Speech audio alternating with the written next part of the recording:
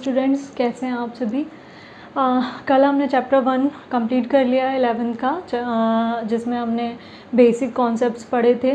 Molality, normality, molecular formula, empirical formula, ये सब हम पढ़ चुके हैं। अब हमारा नेक्स्ट जो है 11th का ही हम देखेंगे चैप्टर 2, जो कि क्या है, स्ट्रक्चर ऑफ एटम, या फिर आप इसको क्या बोल सकते हो, एटॉमिक स्ट्रक्चर भी बोल सकते हो। डेल्टन्स हमने पढ़ा था, डेल्टन्स थ्योरी थी। डेल्टन थ्योरी क्या थी? डेल्टन थ्योरी में ये था कि आपने एटम की डिस्कवरी करी थी। एटम की डिस्कवरी किसने करी थी? डेल्टन ने, और महर्षि कर्नाड ने भी करी थी। लेकिन उसको फर्दर डिवाइड किया जा सकता है, ये कैसे पता चलेगा, ये हम इसमें पढ़ेंगे। मतलब इस चैप्टर में हमें यही पढ़ना है कि एटम जो होता है, आपका एटम जो होता है वो फर्दर डिसइंटीग्रेट किया जा सकता है और कितने पार्टिकल्स में किया जा सकता है। तो आइए देखते हैं हम लोग। जैसे कि जो हमारा एटम है,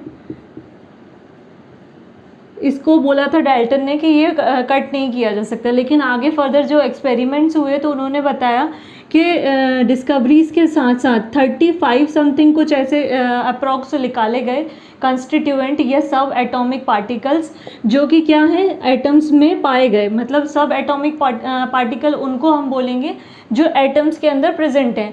मेनली हम स्टडी किसकी करते हैं? प्रोटॉन की, न्यूट्रॉन की और इलेक्ट्रॉन की। तीन ही हमारे ऐसे पार्टिकल्स हैं जो मेन सब एटॉमिक, या आप इनको बोल सकते हो फंडामेंटल। क्या बोल सकते हो? फंडामेंटल पार्टिकल्स हैं ये, या फिर आप इनको बोल सकते हो सब एटॉमिक पार्टिकल्स। ठीक है, ये हमारे तीन पार्टिकल ऐसे हैं, सब एटॉमिक या फंडामेंटल पार्टिकल, जो कि रिएक्शन में पार्टिसिपेट करते हैं, रिएक्शन को आगे इनिशिएट करते हैं और केमिकल रिएक्शन में यही मेन इंपॉर्टेंट रोल प्ले करते हैं। इसी पे बेस्ड है हमारे आगे के जो फिनोमिना है, इसी पे बेस्ड हैं। तो सबसे पहले हम किसकी पढ़ेंगे? सबसे पहले हम इलेक्ट्रॉन की पढ़ते हैं। Electron excuse me. तो इलेक्ट्रॉन की डिस्कवरी किसने की थी? इलेक्ट्रॉन की डिस्कवरी की थी आपकी जे थॉमसन ने। जे थॉमसन ने इलेक्ट्रॉन की डिस्कवरी की। इनने क्या बताया कि इलेक्ट्रॉन कैसे आया। मतलब एटम्स की स्टडी के बाद काफ़ी सारे साइंटिस्ट आए, चैडविक आए, रदरफोर्ड आए, मैडम क्यूरी आई, ये सारे बहुत सारे साइंटिस्ट आए। इन्होंने अलग अलग अपनी अपनी एटम्स की स्टडी करी और उन्होंने अलग अलग अपने अकॉर्डिंग थ्योरीज दी। तो इलेक्ट्रॉन की स्टडी जो हम पढ़ेंगे वो किस में पढ़ेंगे हम? जे थॉमसन के अंडर। मतलब जे थॉमसन ने इलेक्ट्रॉन की स्टडी करी, इलेक्ट्रॉन को डिस्कवर किया, और उन्होंने डिस्कवर कैसे किया, हम इसको एक डायग्राम के थ्रू देखते हैं। इन्होंने क्या किया? जे थॉमसन ने इलेक्ट्रॉन की डिस्कवरी की। ठीक है, इन्होंने बताया, इन्होंने ये कहा कि इन्होंने एक डिस्चार्ज ट्यूब ली। इन्होंने क्या किया? इसको हम डिस्चार्ज एक्सपेरिमेंट भी बोलते हैं, डिस्चार्ज ट्यूब। ठीक है, डिस्चार्ज ट्यूब जिसमें चार्ज ना हो, मतलब जो कि कैसी हो, खाली हो, वैक्यूम हो, उसको बोला जाता है डिस्चार्ज ट्यूब। तो इन्होंने क्या किया? इन्होंने अपनी डिस्कवरी को इस तरीके से बताया, एक ट्यूब की मदद से। ठीक है, इस तरीके से उनने एक ट्यूब ली। स्ट्रक्चर थोड़ा सा है ऐसा, आप देख लीजिएगा, बुक में अच्छे से बना हुआ है। ठीक है, एक ये ट्यूब ली जिसको उनने क्या नाम दिया? ये ग्लास की ट्यूब थी। ठीक है, ग्लास ट्यूब थी ये, और अराउंड इसकी जो लेंथ थी वो 60 मीटर थी। ठीक है, 60 इसकी क्या थी? लेंथ थी। प्लस ये कैसी थी? ये थी आपकी सिलेंड्रिकल, मतलब सिलेंडर शेप में थी। ठीक है, ये सिलेंड्रिकल थी, आपकी ग्लास ट्यूब थी, सिलेंड्रिकल थी, और कैसी थी? डिस्चार्ज थी। डिस्चार्ज मतलब जिसमें कोई भी चार्ज नहीं था। इसके बाद इन्होंने क्या किया? दोनों साइड से ये क्या है? सील्ड है, मतलब कहीं से भी ओपनिंग अभी हमने नहीं बनाई है, मतलब पूरी तरीके से ये सील्ड है। और फिर इन्होंने इसमें दो साइड क्या करी? मेटल की प्लेट्स रख दी। मेटल प्लेट्स बोल सकते हो आप, या फिर बोल सकते हो इलेक्ट्रोड। क्या बोल सकते हो? इलेक्ट्रोड। यहाँ पे उनने दो मेटल की इलेक्ट्रोड लगा दी। इसके बाद इन्होंने क्या किया? इसको इलेक्ट्रोड को हाई वोल्टेज से, यहाँ पे ये हो गया, हाई वोल्टेज से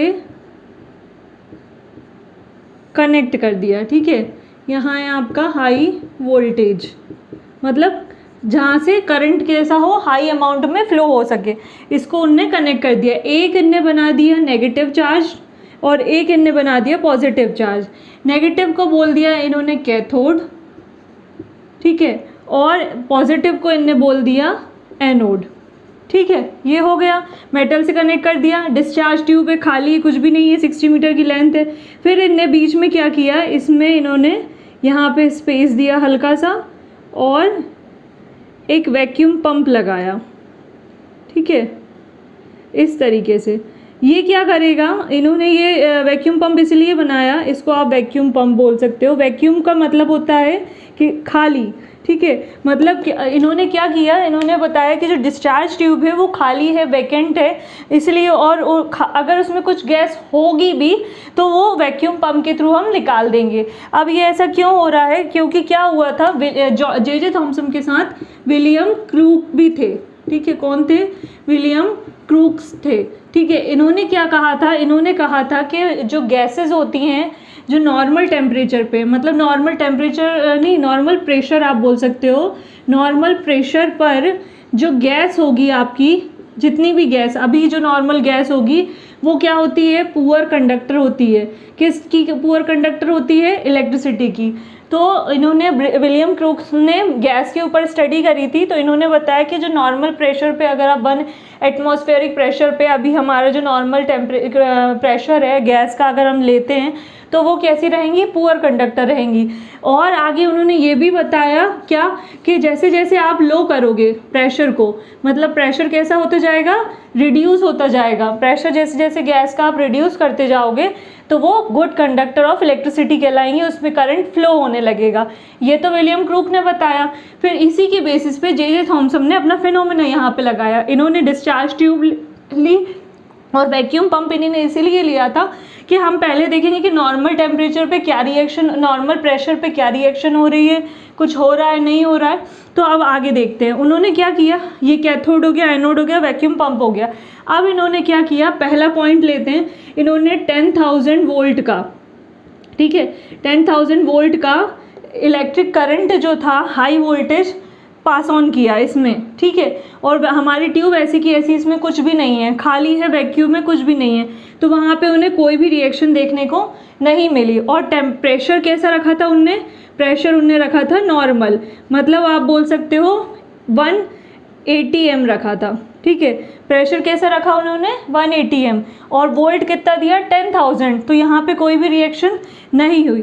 सेकंड पॉइंट, उन्होंने क्या किया, ये जो वोल्टेज है इसको वैसे का वैसे ही रखा, या आप बोल सकते हो थोड़ा और बढ़ा दिया, लेकिन चेंज किस में किया, प्रेशर में चेंज किया, 10⁻⁻2 कर दिया। और यहाँ से वैक्यूम, यहाँ मतलब प्रेशर गैस का जो था वो जो रिड्यूस करना स्टार्ट कर दिया। जो 1 एटमॉस्फेरिक प्रेशर था, गैस को यहाँ से रिड्यूस किया और प्रेशर कितना कर दिया, 10⁻⁻2।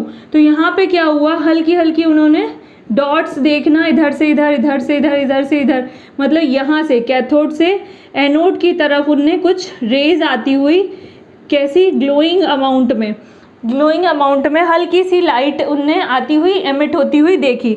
अब उन्होंने क्या किया, थर्ड में उन्होंने क्या किया, प्रेशर को और कर दिया, मतलब रिड्यूस 10⁻⁻4 कर दिया। वोल्टेज वहीं रखना है, वोल्टेज थोड़ा बहुत डिफरेंशिएट कर सकते हो आप, लेकिन हमें मेन जो डिफरेंशिएशन देखना है वो किस पे देखना है, हमारे गैस पे देखना है, क्योंकि हम गैस के बेसिस पे इसको पढ़ रहे हैं।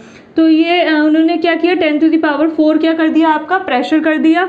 इससे क्या हुआ, और ज़्यादा अमाउंट में हाई ग्रीनिश, कैसी, ग्रीनिश कलर की ग्लोइंग लाइट, ठीक है, मतलब ग्लोइंग इल्यूमिनेटिंग लाइट, चमकीली लाइट जो है वो यहाँ से इस ट्यूब की तरफ, यहाँ पे एनोड पर आके बम्बार्ड करने लगी, टकराने लगी। तो यहाँ पे हाई अमाउंट में ग्रीनिश कलर की लाइट इफेक्ट हुआ, जिसको हमने क्या बोला, उस फिनोमेना को बोला जाता है फ्लोरेसेंस। क्या बोला जाता है, फ्लोरेसेंस का मतलब होता है इल्यूमिनेटिंग, कोई भी चीज़ जगमगा जाए। तो और ये जो डिपेंड करता है इल्यूमिनेशन, ग्रीनिश कलर का अलग अलग गैसेस जो होती हैं वो गैसेस पे ही डिपेंड करता है कि वो किस तरीके की लाइट एमिट करेंगी। मतलब अलग अलग गैसेस, जैसे हाइड्रोजन अलग गैस कलर की लाइट एमिट करेगी, क्लोरीन अलग करेगी, ऑक्सीजन अलग करेगी। तो यहाँ पे उन्होंने जनरली कैसी देखी, ग्रीनिश कलर की। तो ऑक्सीजन होगी ऑब्वियसली, तो उन्होंने ग्रीनिश कलर की ग्लोइंग लाइट एमिट होती हुई देखी, जो कि यहाँ पे ट्यूब पे उनको इस साइड एनोड के साइड मिली, और उसको उन्होंने बोला क्या, फ्लोरेसेंस। अब इसके बाद उन्होंने आगे क्या कहा कि जो भी रेज यहाँ से नेगेटिव से पॉजिटिव की तरफ जा रही हैं उनको क्या बोलेंगे हम, कैथोड रेज बोलेंगे। क्या बोलेंगे, कैथोड रेज। और जो कि कैसी रहेंगी, नेगेटिवली चार्ज रहेंगी, जिसको उन्होंने बोला इलेक्ट्रॉन। क्या बोला उन्होंने इसको, जो नेगेटिवली चार्ज रेज जो निकल रही हैं, जो मिलके बनी हुई हैं, नेगेटिव चार्ज पार्टिकल से मिलके बनी हुई है, इसलिए उन्होंने उसको इलेक्ट्रॉन नाम दिया, उनको कैथोड नाम दिया। नेगेटिव से हमेशा पॉजिटिव की तरफ वो फ्लो करेंगी। तो ये था उनका क्या, पूरा एक इलेक्ट्रॉन की डिस्कवरी के बेस पे उन्होंने मतलब इस तरीके से डिस्कवर किया। अब इसके आगे हम लोग क्या देखेंगे, कैथोड रेज की प्रॉपर्टीज़ देखते हैं कि कैथोड रेज की क्या प्रॉपर्टीज़ होती हैं। ये क्या है, कैथोड रेज की प्रॉपर्टीज़ हैं। ठीक है, अभी हमने देखा कि कैथोड रेज कैसे आई, मतलब इलेक्ट्रॉन की डिस्कवरी कैसे आई। जे थॉमसन ने डिस्कवरी की थी, कैसे की थी हमने देखा, ट्यूब के अंदर की थी। अब इसकी प्रॉपर्टीज़ देखना है। प्रॉपर्टीज़ भी इंपॉर्टेंट है, प्रॉपर्टीज़ जनरली पूछी जाती हैं। कैथोड रेज कैसे आई, डिस्कवरी इतना इंपॉर्टेंट नहीं रहता है, मतलब एग्ज़ाम्स में आपको प्रॉपर्टीज़ लिखने को आ सकती हैं। तो फर्स्ट प्रॉपर्टी क्या है, cathode raise travel in a straight line. पहली प्रॉपर्टी क्या है कि कैथोड रेज जो है हमेशा वो ट्रेवल करती हैं स्ट्रेट लाइन में। कैसे स्ट्रेट लाइन में, जैसे कि ये ट्यूब ली थी, ग्लास की ट्यूब ली थी, कैथोड लगाया था, एनोड लगाया था, वैक्यूम पंप था और इधर वोल्टेज हम लोग दे रहे थे। अब उन्होंने क्या कहा कि जो पहली प्रॉपर्टी थी, उन्होंने बोला कि कैथोड रेज स्ट्रेट लाइन में ट्रेवल करती हैं। पता कैसे चलेगा, उन्होंने एक इक्विपमेंट लगाया, मतलब यहाँ पे उन्होंने एक ऐसे करके, बुक में भी आपको बना होगा, ऐसे करके ऐसे करके ऐसे करके उनने एक क्या लगाया, बीच में एक पाथ में एक ऑब्स्टिकल लगा दिया।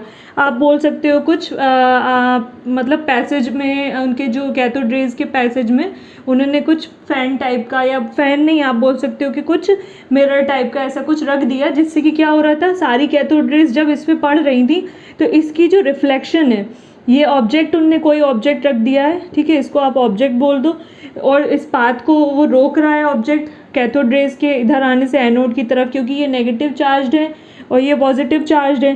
तो कैथोड रेज नेगेटिव से एनोड की तरफ आ रही हैं, तो ये यहाँ पे क्या होगा, यहाँ पे जस्ट इसका एक क्या होगा, बीम टाइप की बनेगी, इसका एक क्या बनेगा, रिफ्लेक्शन बनेगा। इससे उन्हें पता चला कि कैथोड रेज जो है वो ट्रेवल करती हैं स्ट्रेट लाइन में। When we put a object in between the cathode rays path, then आप मिरर आप बोल सकते हो, मिरर इमेज, या फिर बोल सकते हो रिफ्लेक्शन इज फाउंड बिसाइड दी या जस्ट बिलो दी, जो ऑब्जेक्ट है उसके बिलो में आपको मिलेगा। ये हो गया फर्स्ट एक्सप्लेनेशन। सेकंड है cathode raise made up of material particles. Material particles, उन्होंने कहा कि कैथोड रेज जो हैं वो कुछ छोटे छोटे पार्टिकल से मिलके बनी है। अब ये कैसे पता चलेगा, ये भी हम देख लेते हैं। ये हमने ऑब्जेक्ट यहाँ से हटा दिया है। अब उन्होंने क्या किया, यहाँ पे एक हल्का सा स्टैंड सा रखा और उसके ऊपर घूमता हुआ रोटेटिंग फैन आपने देखा होगा इस तरीके का, ठीक है, ये रख दिया, पुट अप कर दिया। ये काय से बना हुआ था, ये माइका से बना हुआ था, मतलब माइका की एक बोल सकते हो आप फॉइल रख दी है, ठीक है। माइका बहुत लाइट मेटल टाइप की होती है, उसको रख दे, जैसे एल्युमिनियम की फॉइल होती है उसी टाइप से माइका की इन्हें एक फॉइल यहाँ पे रख दी। अब इन्होंने क्या किया, फिर से कैथोड रेज जब पास कराई तो क्या हो रहा था, ये है ना रोटेट हो रहा था। क्या हो रहा था, ये रोटेट, मतलब खुद ब खुद रोटेट नहीं हो रहा था। इसमें जब कोई भी चीज़ अपने आप रोटेट नहीं होती, या तो ये तो वैक्यूम है, इसमें हवा तो आ ही नहीं रही कहीं से, तो फिर ये कैसे रोटेट हो रहा है, पार्टिकल्स में कुछ ना कुछ ऐसा मटेरियल है, मतलब जो कि इसको टच कर रहा है, और टच करने से क्या हो रहा है, ये रोटेट हो पा रहा है, मतलब इस रिफ्लेक्शन इसका मतलब यहाँ से कुछ ना कुछ पार्टिकल इस पर जंप कर रहा है, बीट कर रहा है, जिससे कि वो रोटेट कर पा रहा है। तो इसीलिए इसको बोला कि cathode ray is made up of material particle. फिर उसके बाद बोला cathode rays consist of negative charge particle. अब ये कैसे पता लगाएंगे, इन्होंने बोला कि कैथोड रेज जो है वो नेगेटिव चार्ज पार्टिकल से मिलके बनी हुई है। ये हमें ऑलरेडी पता है क्योंकि वो नेगेटिव रेज नेगेटिव कैथोड से निकल के आ रही है, नेगेटिव इलेक्ट्रोड से निकल के आ रही है। लेकिन पता कैसे चला, इन्होंने क्या किया, इन्होंने यहाँ पे 2 प्लेट लगाई, एक प्लेट यहाँ पे और एक प्लेट यहाँ पे। ये उनने कर दी यहाँ पे पॉजिटिव चार्ज और मेटल की प्लेट लगाई है, एक कर दी नेगेटिव चार्ज। ये मेटल की उनने क्या लगाई, प्लेट लगाई, ठीक है, एक नेगेटिव है एक पॉजिटिव है। जब कैथोड रेज की बीम्स यहाँ से निकली तो सारी बीम्स जो थी वो क्या हुई, सारी इधर इधर, कुछ थोड़ी बहुत इधर आई लेकिन कुछ सारी क्या हो गई, डिफ्लेक्ट हो गई नीचे की तरफ, पॉजिटिव की तरफ, जिससे कि पता चला कि सारी जो कैथोड रेज हैं वो नेगेटिव चार्ज पार्टिकल से बनी हुई हैं जो कि पॉजिटिव की तरफ अट्रैक्ट हो रही हैं। तो ये मेटल प्लेट लगाने से हुआ। When we put a metal plates in the discharge tube, तो आप बोल सकते हो कि सारी जो कैथोड रेज हैं deflect toward the positive charge, positively charge metal plate. फिर नेक्स्ट है कैथोड रेज एमिट हीट, मतलब ये एमिट हीट करती हैं। यही मेटल प्लेट उनने कुछ टाइम के लिए जब रखी रहने दी उसमें, तो क्या हुआ, ये हीट हो गई, मतलब गर्म हो गई। तो इससे इन्हें पता चला कि ये हीटिंग इफेक्ट भी देता है, कैथोड रेज में से हीट भी निकलती है। फिर cathode rays produce X rays. जब उन्होंने क्या किया, यहाँ पे कुछ मेटल्स रखे, मेटल्स कौन से, हार्ड वाले मेटल, हैवी मेटल रखे इनके बीच में, जैसे कि आप बोल सकते हो टंगस्टन है, टंगस्टन जो आपके बल्ब वगैरह में यूज़ होता है। फिर उसके बाद मोलिब्डेनम है, कॉपर है। तो ये सारे जो एलिमेंट्स हैं जब इनने रखे इनके पाथ में, तो ये क्या कर रहे थे, एक्स रेज को एमिट कर रहे थे। मतलब इससे ये हुआ कि हमारी जब कैथोड रेज के पाथ में हम कोई हैवी हार्ड मेटल रखते हैं तो वो एक्स रेज प्रोड्यूस करते हैं। एक्स रेज क्या होती हैं वो भी मैं आपको आगे बताऊंगी। It can pass through the thin aluminium foil, मतलब अगर हम क्या करेंगे, इधर बीच में इसमें एल्यूमिनियम की एक फॉइल लगा देते हैं, ठीक है। फॉइल मतलब होती पत्ती छोटी सी, जैसे वही आपने रेपिंग पेपर देखे होंगे, घरों में थिन फॉइल यूज़ की जाती है रैप करने के लिए, एल्यूमिनियम की होती है। वही फॉइल अगर आप यहाँ पे लगा दोगे तो वो क्या करेगी, पेनिट्रेट करके निकल जाएगी। मतलब इतनी पेनिट्रेटिंग पावर होती है इनकी कैथोड रेज की कि वो एल्यूमिनियम फॉइल को पेनिट्रेट कर सकती है। लेकिन अगर वहीं वो कैसी हो, थिक हो, अगर थिक हम मोटी, अगर इसको ही हम थोड़ा मोटा कर देंगे तो वो उसको पेनिट्रेट नहीं कर पाएगी। फिर इट कैन पास थ्रू, ये हो गया। It affects the photographic plate, affect the photographic plate, इसको हम बोलते हैं फॉगिंग। फॉगिंग मतलब होता है कोहरा वगैरह जो आपने देखा होगा, उसमें ये फिनोमेना भी यूज़ किया जाता है। ये फोटोग्राफिक प्लेट लगाई जाती है, उस पर ये इफेक्ट करती हैं जिससे कि फॉग वगैरह बनते हैं। तो इसलिए ये बोल सकते हैं आप कि it affect the photographic plate. फिर है इट प्रोड्यूस फ्लोरेसेंस। फ्लोरेसेंस हमें पता ही है, हमने कहा था कि जब उन्होंने क्या किया था, -10⁴ कर दिया था, क्या आपका एटमॉस्फेरिक प्रेशर कर दिया था, तो उससे क्या हो रहा था, फ्लोरेसेंस हो रहा था, ग्रीनिश कलर की लाइट निकल रही थी, एमिट हो रही थी। तो इसीलिए ये क्या करते हैं, अगर इसमें हम जिंक सल्फेट रख देते हैं बीच में, यहाँ पे आप जिंक सल्फेट रख दोगे, ZnS रख दोगे, तो ये क्या करेगा, फ्लोरेसेंस इफेक्ट देगा, मतलब अलग अलग डिफरेंट टाइप्स के कलर्स एमिट करेगा। उसी को, उस फिनोमेना को, मतलब ऐसे सब्सटेंस जो कलर एमिट करें रेडिएशंस के थ्रू, तो उनको हम फ्लोरेसेंस बोलते हैं, ठीक है। ये इल्यूमिनेट होगा। अब एक और चीज़ है कि हमेशा जो इलेक्ट्रॉन होता है, हमने इलेक्ट्रॉन की डिस्कवरी पढ़ी है, तो इलेक्ट्रॉन को हमेशा स्मॉल e से डिनोट किया जाता है, ठीक है। इसमें -1 चार्ज होता है, ये हमेशा याद रखना। इसके बाद इसका जो मास होता है वो कितना होता है, 9.109 इंटू 10⁻⁻28 होता है। ये किस में होता है, ग्राम्स में होता है। और अगर केजी में निकालेंगे आप तो 10⁻कितना हो जाएगा, इंटू -31 समथिंग हो जाएगा। ये आपका मास होता है, ये याद रखना, ये ऑब्जेक्टिव में पूछा जाता है। ये मास ग्राम्स में और केजी में ये आपको आ सकता है, ऑब्जेक्टिव वाइज में ये पूछा जा सकता है। अब इसके बाद हम देखेंगे इनोवेशन या डिस्कवरी ऑफ प्रोटॉन या एनोड रेज आप बोल सकते हो।